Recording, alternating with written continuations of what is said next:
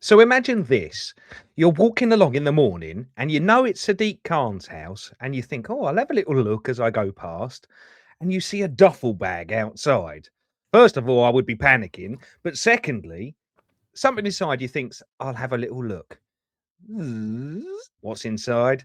A submachine gun, a Glock, a taser. This is not a drug dealer's kit.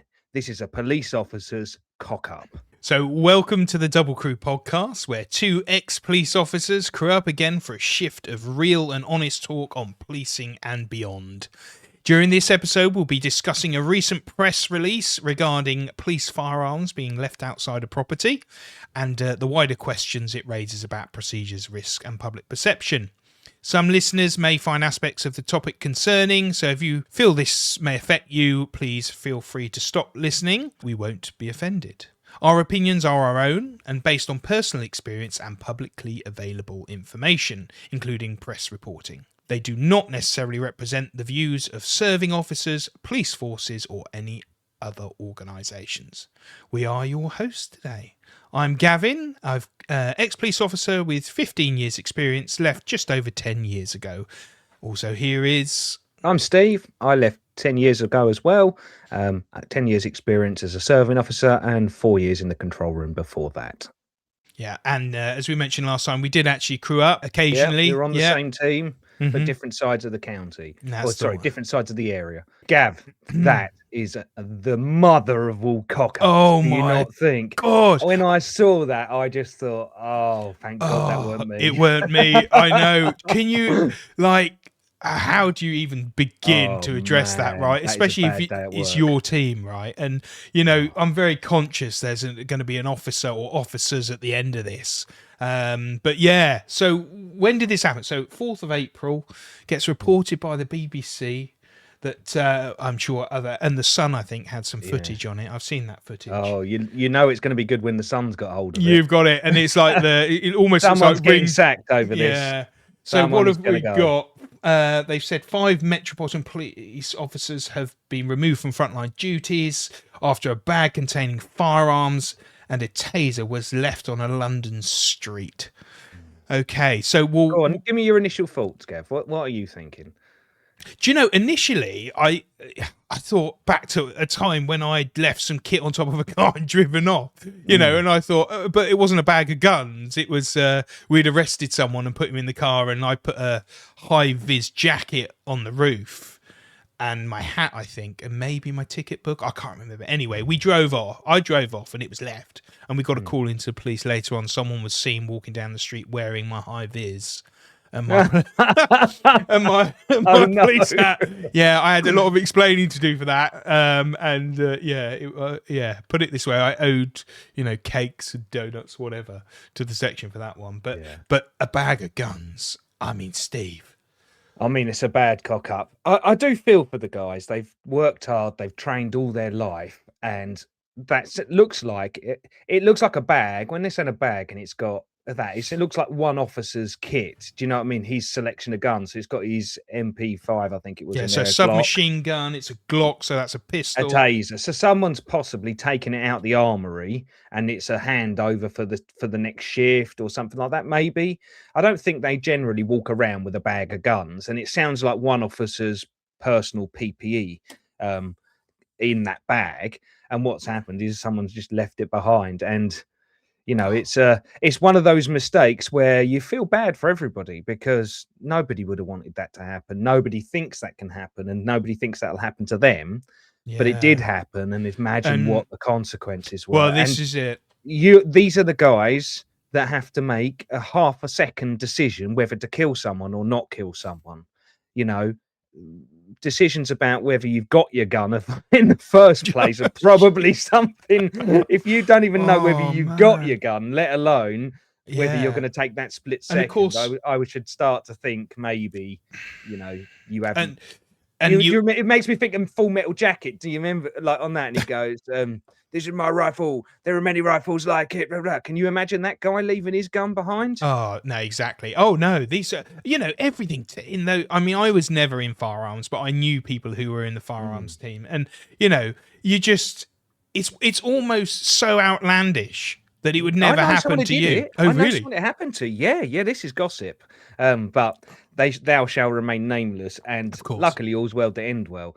But this guy got all the way back to my police station, having been at the other end of the county, and when he got back, I went to him and the people in the cafeteria the area we was with, went, "Where's your gun?" He No. went, "Fuck!" And Oh he my ran word, no. full pelt, right? Gone. And what he'd done is he was having his lunch break far the other side of the county, and because he wasn't comfortable in his chair, he's taken his belt off and Put his it on the stab vest and side. put it next to the chair. No. And then he's got up, put his stab vest on, forgotten to put his kit belt on. Anyway, the cleaners have found it. If he would have got away with it, if he'd have got back in time, because it Mm. was an empty place, but the Well, cleaners had found it and they'd gone and told the sergeant, and he got booted off of firearms for that. oh Really good yeah. officer, really good Mm. officer. Stupid Momentary, mistake. yeah. And this was he was like there at 2 a.m, and he got back to us about 3 a.m. So it was like a ghost town. But Yeah. do you know what I mean? If he was called to action, he wouldn't have had his gun. No, exactly. And it's such a high stakes game, right? It's one Yeah. of those, you're on the absolute coalface of Mm. those serious incidents, and every second of what you do in that unit's going to be analysed, isn't it? And it's a signal to me. There's some serious issues with the process that can happen. Mm. If that's happening and that's bleeding out, what other things are going on? And it straight away says to me, what's the supervision like? Why is that gun there? How was a member of the public able to open the bag in the first place? Why wasn't it in a lockable bag? Mm. You know, who left that there? How did that happen? But ultimately, it's negligent, isn't it? Well, It's yeah, I don't know enough about sort of how they carry kit because, my sort of naive assumption is all your kit's on you to have an additional No, bag of. Yeah. they've got access to additional weapons in the vehicle, Mm. but they have their sidearms on them at all times. That Yeah. stays with them. The additional things, so rifles and the MP5s that you've seen in that, they don't walk around routinely on patrol unless it's an armed patrol. Yeah, but they still have Mm. access to those weapons in their Yeah, vehicle. but it's a contained, You can't open secure it. Yeah, you can't environment. open it. It's a sealed safe. Yeah. It's not a And I do bag. think they have got some kind of lockable bags. Something in the back of my mind is telling me that they have these lockable bags that you can put weapons into. But And you it's for wonder. covert operations, and for transferring to different locations. But something's gone wrong here, hasn't it? Well, that's it. I Something. mean, you wonder if it was a shift change or whatever. But Oh, why five guys as well? Why five? well, If this it's is. one guy's guns, So let's expand the story a bit. I mean, you think, okay, if this happened, right, and it wasn't this house, and for those that know the article, this was Sadiq Khan's house that this was left out. So not only have you left a bag of guns somewhere, which is a horrific, thing to an accident to have happened, but you've done it outside the Mayor of London's house, yeah. and like, Lots of people want to shoot. well, Give people the means. You have a nutter or a stalker come past, and they like, oh, there's a gun here. I might have a go at this. Or some kid just opens the bag up and thinks it's a toy gun or something. You beggars belief, doesn't it? and Really? then you feel for the passers-by, right? Jordan Griffiths told newspaper after looking inside the bag, he took pictures of the content. Now, you discover guns and you think, oh my God, if I call this in, I might be nicked here because Yeah. I've got a bag of guns here. Yeah. How do you know these firearms. Yeah, was it pretty obvious they were police guns, or do you think you'd found some drug dealer's Well, hoard? Do you know? Well, Jordan, sorry, apparently knew it was Sadiq Khan's place. Like it's known locally, but yeah, there's some footage there. I would suggest you go and see it. It was released by the Sun, and it was basically it's almost like it's from a Ring doorbell. I'm sure it's not, but you can hear the officers. You can hear the moment that the officers that's responded like kneels down, opens the bag, and is sort of says, oh my God, and realise the gravity of the situation. So what can we expect, Steve? We can expect the officers to be suspended, which they have. I'm guessing it was 5 protection officers that were involved, so they've all been Either suspended. the guys that are in the team, maybe the armourer, maybe. Maybe. You just don't if know. you've got the person who you have an armourer that signs the guns out and stuff, if they've sound those guns out but they haven't got to their destination, then you're going to want to speak to that person too, aren't you? But you can be sure. Start of an investigation doesn't mean they're guilty. Do you know what I mean? It could have been. You can make genuine mistakes.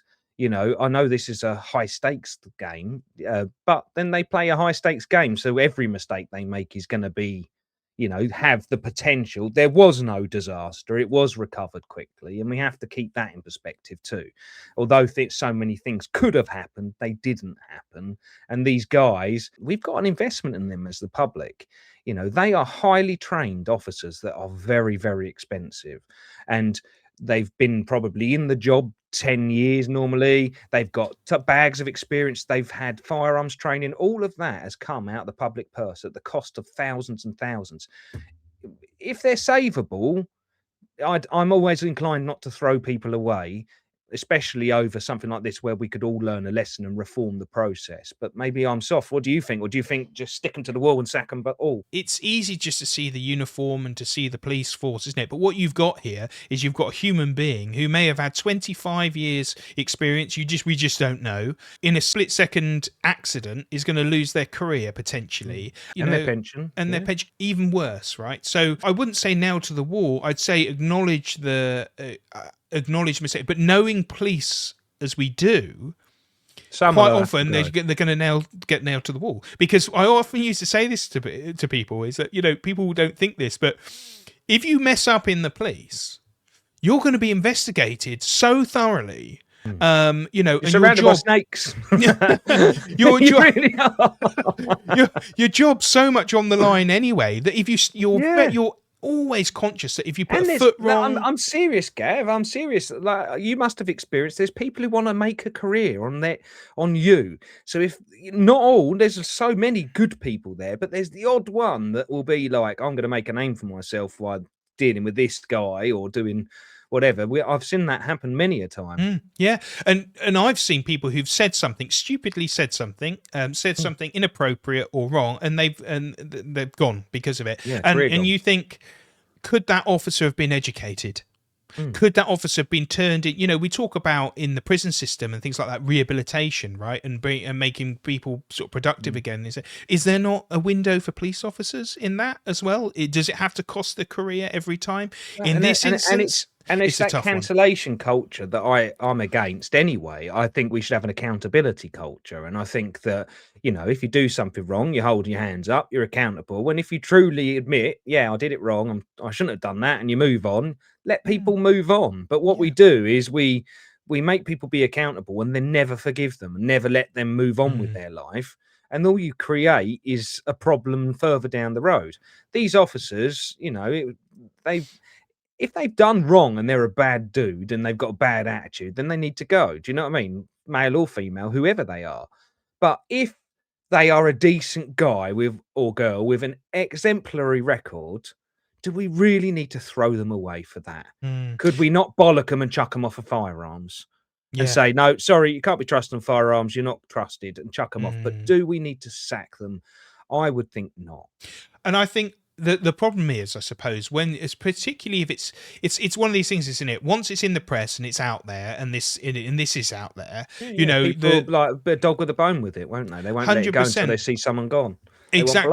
Exactly, and I understand that, right? Because the police have to be above reproach, don't they? I remember it once when I was caught speeding. It was a complete accident. I wasn't paying attention, and I'm a copper, right? So, I get done by my colleague for speeding, and I absolutely deserved it and stuff. But in that, you don't get the option of a speed awareness course because I was a cop. I should know better. So I was doing 5-6 miles, whatever it was over the limit, but I should know better. And I think that applies here as well. It's like you're meant to be seen above reproach, especially if you're the ones who's been issuing tickets. You're told at training school, you've got to be whiter than white. Always, just turn down that extra drink at the pub. Say no to doing that thing. Do this. You're the boring friend now. You're whiter than white because they see you as an instant hypocrite if they see you breaking a rule. To the point that they don't even like it if they see you eating at a burger wagon or if they see you sat in a cafe having a cup of tea or something. They will complain to your sergeant and say, I'm paying their taxes while they sat around loafing about all day. It's a hard one because you almost have to be a bit of a hypocrite, right? If you're in that job, there's no two ways about it. You can get done for things that you do people for. Speeding is one of them. And I can quote a fantastic example of I wasn't long in the job. I'd issued, it was in that time when you had to issue your tickets out. It wasn't quotas, but you had to show that you were doing it. And there was an obstruction of a junction that I'd issued a ticket for, and the Oh, chap. you nerd. Oh no! You're gonna. The listeners are gonna love this I hate because traffic no, offence. you're gonna love this because this is where I realised very quickly that traffic doesn't win you any like brownie No, points. So I'd traffic issued this ticket. We'd had a bit of an argument, but I'd issued this ticket to this chap, and then he appealed it. It went to court. I was summoned to court. So I drive into court. I'm a bit late, right? So I drive into court. Can't find anywhere to park. So I park. I can't find a car park. So I park. Oh, there's a space. I'll just chuck it in there. And I run in, and I'm late to give my evidence about this. So I go in. I give my evidence. The guy gets found not guilty for the obstruction. I go out to my car, and I've got a ticket on my car for parking in a Karma, bitch. boom karma. so, You know what though? It's yeah. good that you can laugh at it, and Yeah. that's good that the court. Do you know that's one thing I like people to know is that police officers understand that sometimes you win, sometimes you lose. The idea is you present the best case and let them decide. And it's not always a reflection on you because it can be the way the wind's blowing on how the magistrate feels that day, can't it? And it just highlights how human you are, right? We all make mistakes, and sometimes if you have gone over the speed limit and you get caught for it, that the key thing in this is you put your hands up. You don't say, I'm a cop, come on guys, let me up. I would strongly suggest that if anyone did that, they would be out of a job before you could say anything. But so we're human, we make mistakes, but you put your hands up. But as a police officer, you do recognize that if you make that mistake, it's going to come down harder on you because you're very much a person who is expected to enforce that mistake. Do you know what this can uphold link? it. This can link in a little bit to that. So when I was coming to the end of my career, I was I'll openly say I had depression and anxiety at the end, and I was in quite a bad way in my head, and I was in a bad marriage and stuff. And at that time, a lot of my anxiety, I was a Taser officer, and a lot of my anxiety would be around that Taser. And believe it or not, it was fine at first, and then it was the responsibility of having the Taser, knowing that every shift you're going to whatever the most violent job is, you're going to it. Oh, there's a guy with a samurai sword. There's this, and then they'd make you go single crewed with a Taser, which in training they say you should absolutely not do never have, because you that need situation. somebody to arrest them while you've still got the Taser and got them under control. Otherwise, how do you do both? It's almost impossible. But I found myself constantly being crewed up on my own, going out as a Taser officer. So I felt really sort of vulnerable for that. And that manifested itself in me driving. I lived in a town about a 45-minute drive away from where I worked. And I'd often get within a couple of minutes of being home, and my brain, my annoying brain would say, you left your Taser in your kit in your locker. You didn't put it back in the armory. You left it in the locker. And I would be like, come on, brain, think. Come on, you did put it back. You did put it back. No, you didn't. You didn't sign it in. You're going to lose your job if you do that. And I would end up driving all the way back just to go and check. And then, of course, it was locked in. It was done. And I've done that about, I don't know, 10 times over a year.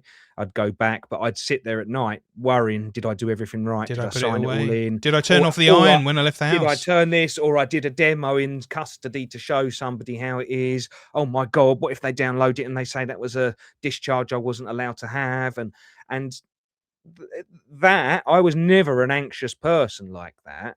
But that's kind of how it can, if you're already having a bad time, that's how those decisions and things can weigh heavy on you. It sort of links back because we had some comments on one of the shorts where, can the police use blue lights for their lunch? And like there were some people in that sort of saying, oh, I bet you do. I've seen it. And I like, do you realise how scrutinised these officers are? Who would risk their permit and potential prosecution to do that? Do you know what I mean? Like just to get my lunch. I used to like getting stuck in a traffic jam because I'd think, oh, great, that's 40 minutes burnt.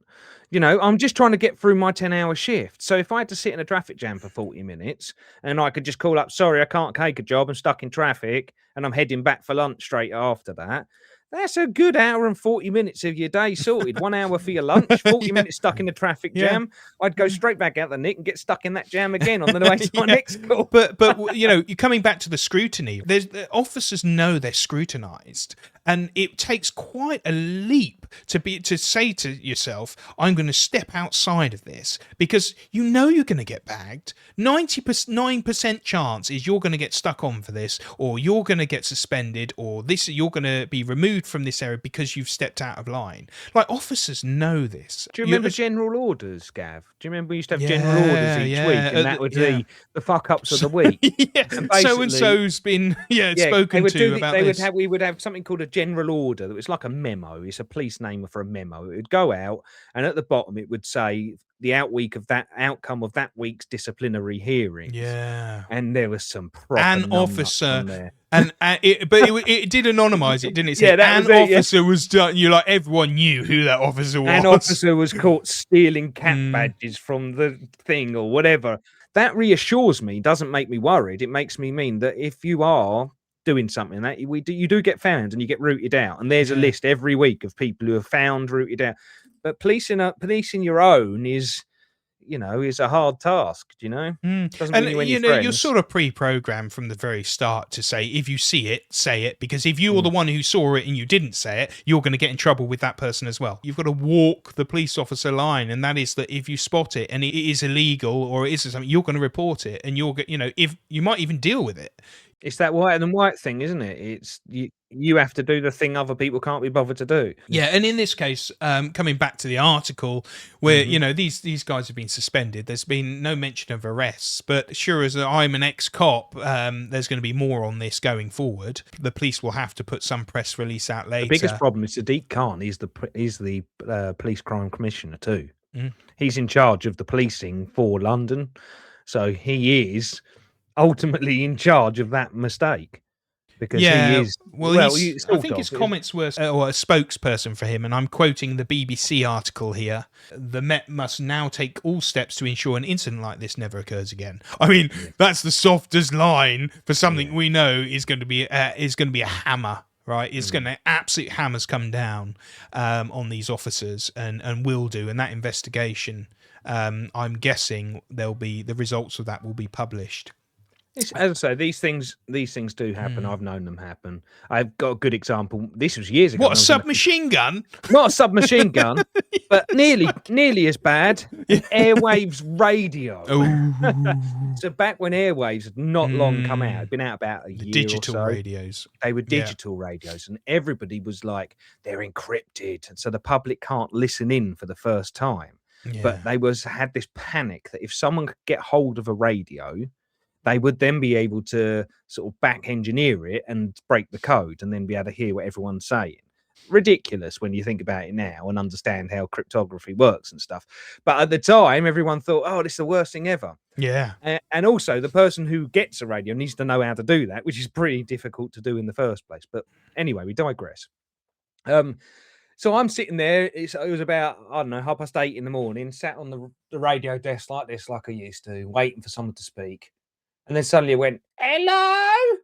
And I went, hello, this is Control. Go ahead. Hello. Hello, you wanker. And I was like, oh, no. Someone's got. And I was like, who is this? You're on a police band and it's a prohibited band. You must not be using this. And they go, why don't you fuck off like this? And I'm going, oh no. And this is being broadcast to every police. Every officer's getting across. this. And the worst thing is with airwaves, you used to be able to talk over each other. If they hold the button down, the system can't work. Nobody can talk. Not like the old VHFs. Exactly. And suddenly we cannot broadcast any jobs because we know there's kids listening to it. So we couldn't put any. So all jobs had to be done by mobile phone call. We're ringing them out to do that. And in the meantime, I was sat there trying to get these kids, and I'm going, right, this is not a joke. Get that radio, and I want you to give it to the first adult you can find. And they're going, we don't want to. And I'm going, you better do it. We've got a camera in that radio, and it's taking a photo of your face right now. Yeah.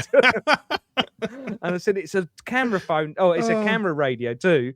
And I said, you need to hand it. And eventually I think it was like somewhere on the zebra crossing, lady, and these kids have given me a radio, and I've gone, right, we'll be there in 2 seconds. Where are you? And like they went and got it, and basically what had happened is someone had put it on top of their car, one of the but it was CID, so they weren't listening to the car radio. They Yeah. were in an unmarked noddy car, and Oh, they put their no. airways radio and also their day book with all of the information about every job they've been to. Oh, no. So And again, that's career limiting, right? that was a head roll one. That was a bollocking. Because data protection's so massive, right? So, yeah. so you know, if someone did leave their pocket notebook or they left a statement Which somewhere I used or to whatever, leave every day. it's the somewhere. classic. The My pocket notebook, I would lose it constantly. I'm just that kind of person who loses his car keys 15 times a day anyway. Yeah. And my pocket notebook, I would constantly lose it. I'd leave it on the photocopier or anything. So in the end, I would write as minimal I could in my pocket notebook. So that if anyone found it, it had absolutely nothing worth reading in it anyway. Yeah, 2 years down the line, you've gone to a case but when and you you're go like, to court, that really sucks. Then you can't remember anything. yeah. Obviously, you were very conscious. I mean, like the important things, right? Like you talk about Taser or ass baton. So you lose them when you're fighting sometimes, don't you? Yeah, well, someone might take them off you. You know, that's the yeah. other. That was a classic, wasn't it? People have a baton take. Do you know? I had my cuffs taken off me once. Do you know? In all my years policing, I used my baton once against somebody.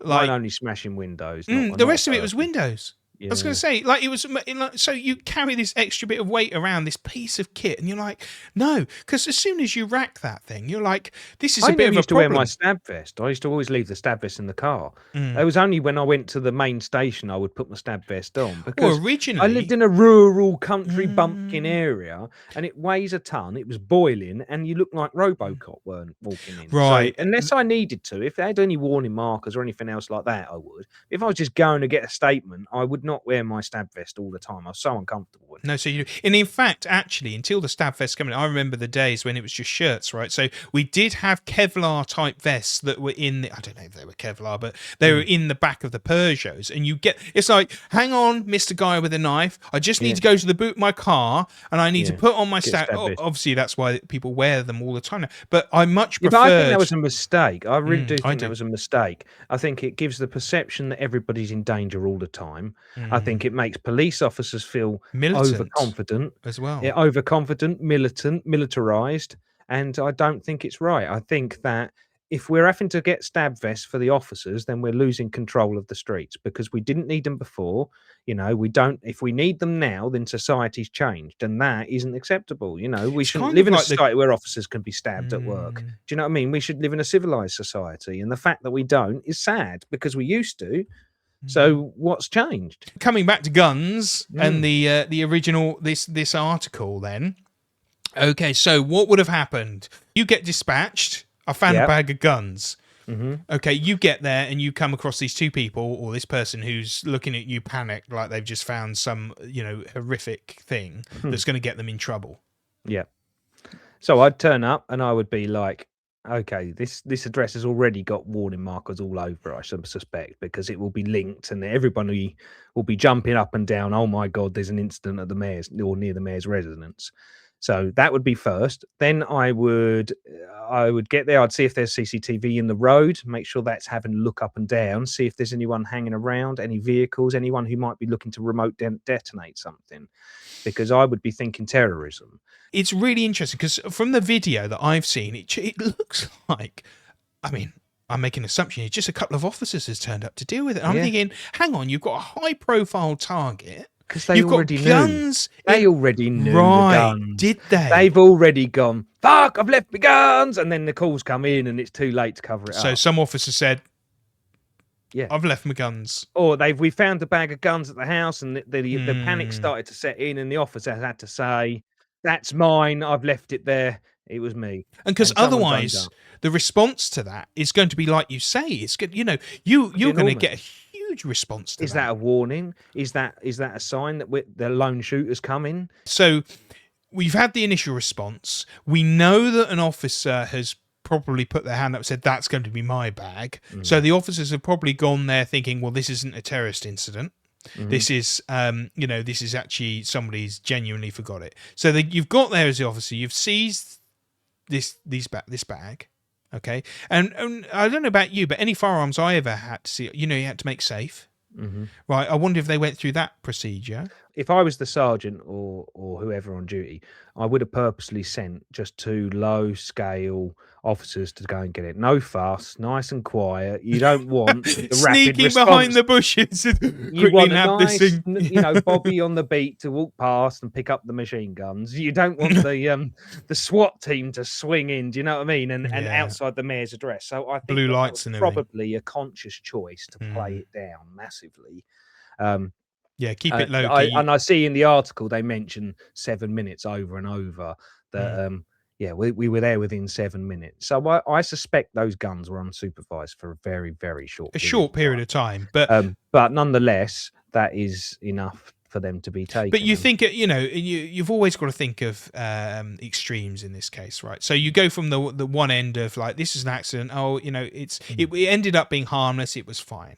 But then you look at from the other side, the anti-terrorism side, and you say, well, hang on, if I, you so could what this. if it weren't fine then? Let's do that. Let's play that out then. So Okay. get there. Fuck, there's a wire here, or there's a note in the bag saying, "Gotcha." There's another device. Well, Or not even. similar. I think even further than that. Go to that. This bag is deployed for an incident that's about to happen. These firearms have deliberately been left for someone who's going to do an attack on Sadiq Yeah, Khan's like house. a lone gunman. Yeah, lone Yeah, no, gunman. like you say, okay, and what you the Like a way you Mumbai style type thing where they pick up the exactly. rifles and just start shooting. So I suppose the police and the IPCC, Independent Police Complaints Commission, would be looking at all of this, right, to say that, was this a genuine mistake? Have we got a bad cop with guns? Who has deliberately left this here for something else, and they're going to look at all those angles. And for that officer, they're going to be hauled across the coals. I think they'll probably get reassigned to another role. Do you But think? one of them will have to be sacked. Someone's gonna. If I would imagine one person will have to go and the others will be retrained and reassigned. Maybe. Mm. But one thing's for sure, they're going to have to talk about it and say what happened. And it'd be interesting to see if there's any further comments from Sadiq Khan about it. You can guarantee that the police are going to look at these officers. It's not going to be swept under the rug. They're going to be very much looked at, and heads will roll. They've already suspended 5 officers. Someone could well lose their job from this, or certainly never be on firearms again. I would suggest. We both totally agree that it's a serious situation. It It is. could had the potential for something really bad to happen, but at the end of the day, they've probably family men or women. Silly They've mistake. got mortgages. They're going to lose. There's a lot at stake for a stupid mistake. Maybe, I don't know. As I say, forgiveness and a bit of mercy, because if you've never forgotten or never done something and thought, "Thank God no one saw that," then Yeah. Well, yeah. So thank you again, Steve, for joining you. me, and thank you for joining us on this 4th podcast. Now, this was a bit of a reaction one, and we're going to do a few more. We're going to sort of change it up a bit. Sometimes we'll be talking about an incident, other times we'll be sharing stories, and sometimes we'll just be talking about current affairs. So thank you for joining us. Please do follow, like our videos, or subscribe. It really does help us gain a bit more traction. And yeah, hopefully see you for the next one. Thanks for watching. Bye for now. Bye, guys.